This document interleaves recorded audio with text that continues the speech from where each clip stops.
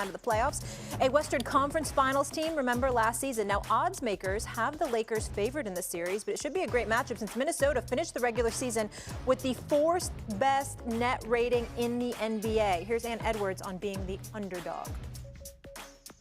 I just love it. Yeah, it's dope. I mean, I love the fact that everybody want the Lakers to win. That's how it's supposed to be. They don't want the Timberwolves to win. I get it.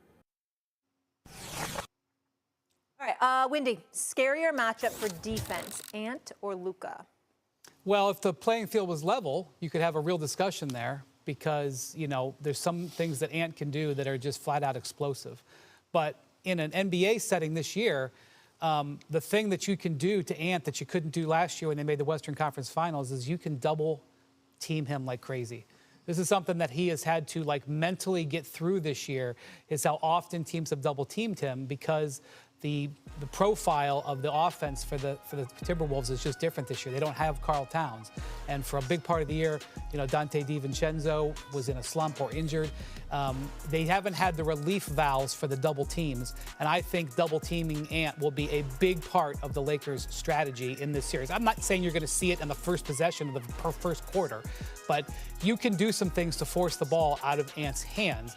You look at the Lakers and it's you double team and you're asking for a big amount of trouble. The amount of talent they have on their perimeter. So the truth is, I mean, again, if I was looking at trying to deal with both of them one-on-one, you know, Ant is an absolute beast. But the way the two teams are aligned, Luka is a scarier proposition. He's so tall. He can create so many things for his teammates. They spread the floor really effectively. I think the answer is Luka. Luka is the scarier. Luka is the scarier matchup, but let's crystallize why that is. Because he just finished destroying them last year. Every time he goes up against Minnesota, he puts it on them. And so, you know, psychologically, if I kick your ass constantly, you know what, and then I got to look forward to facing you in the postseason, well, that's a very daunting task that I have no choice but to embrace. I can't run from it because it's an obligation. I'm trying to win a playoff series. That's the problem that the Minnesota Timberwolves have, that Luka keeps giving it to them. But I'm going to tell you this, you better be scared of Anthony Edwards. The Ant-Man is coming. And I'm not talking, I believe that after seeing him in the playoffs last year, the way he went at Phoenix, the way he went at Denver, when he wasn't fatigued, okay? I think this brother is so special. And the fact that you have a whole bunch of people out there, myself included, who believe that the Los Angeles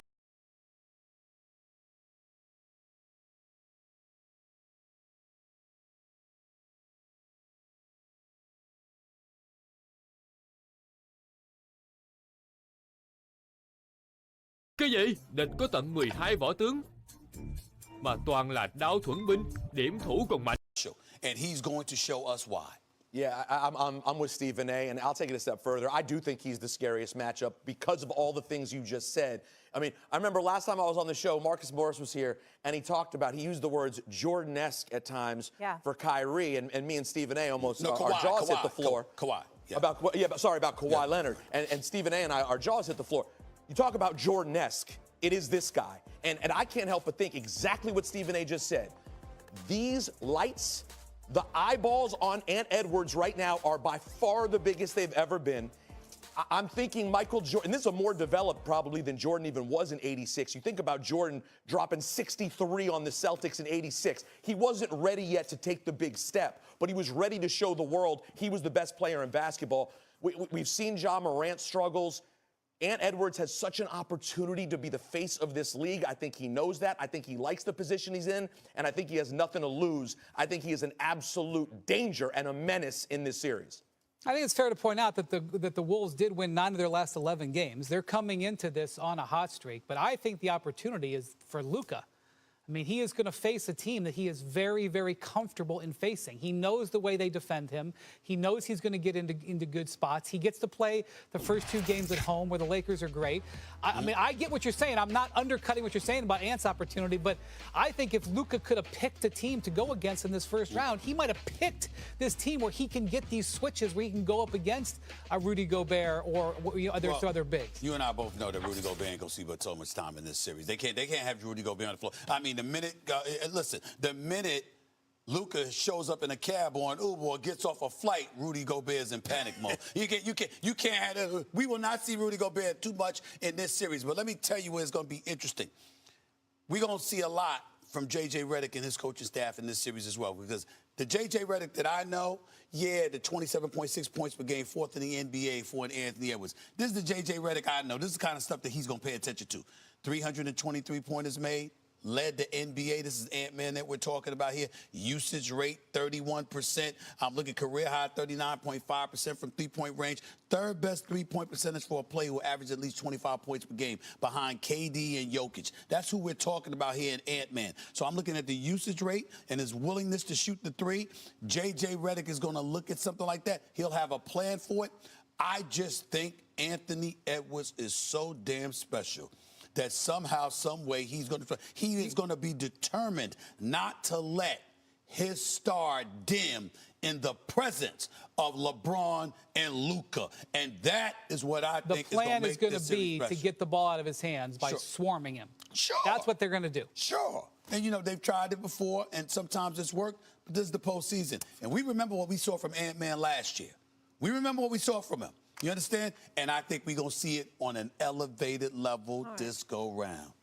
We'll see. All right. We all have a plan until you get punched in the face. Hey, Stephen A., I heard you had a list on NBA Countdown. I missed it, so let's watch it again. Yeah, you'd probably sleep.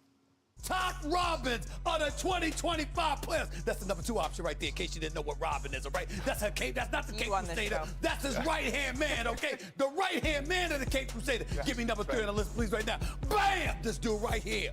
The number 1 seed in the NBA. Give me number 2 on the list, please, right now. Hurry up, damn it. We ain't got time. Bam!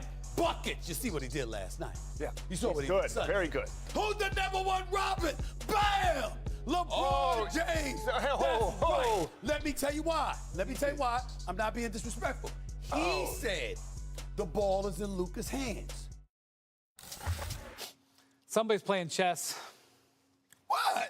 What I do? All I gotta say is, really, Stephen A., really? First of all, I should have been on that list. Second of all, LeBron at 1, really? Playoff Jimmy at 2, Jalen Williams at 3. Stephen A., we wait for your comments because I know you're going to jump in right away with that face. Windy, did he get his top 3 Robins right?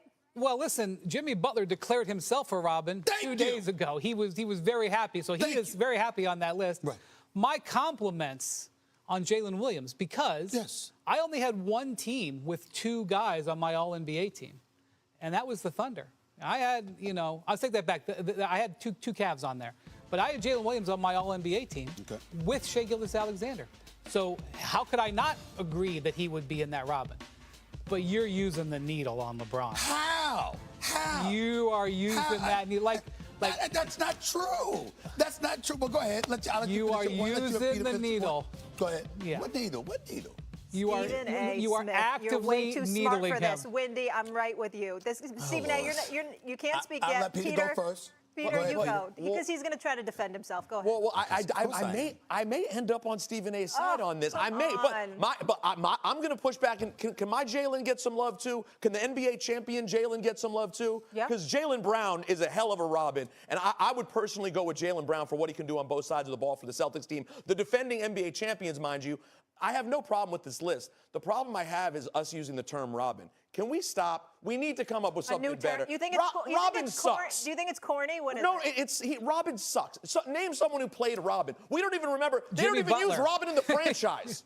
Like, so Jimmy Butler literally called himself Robin. Like, what are we doing I don't know. You know what? That's right. We need to come up with a better. Okay, tweet us, people. A better compliment than Robin, because all of these guys are better than Robin. We get it. A number 2, though. But I don't hate LeBron in that spot. How can you deny that he's the number 2 offensive option for LA? He is. That is a fact. In this case, I think LeBron James goes into this playoffs knowing I have a guy, a dude who may be the number 1 player in the NBA. I think he's comfortable. Now, he's still going to have 30-point games throughout the playoffs, but I don't disagree. You think LeBron is Tell him, Molly.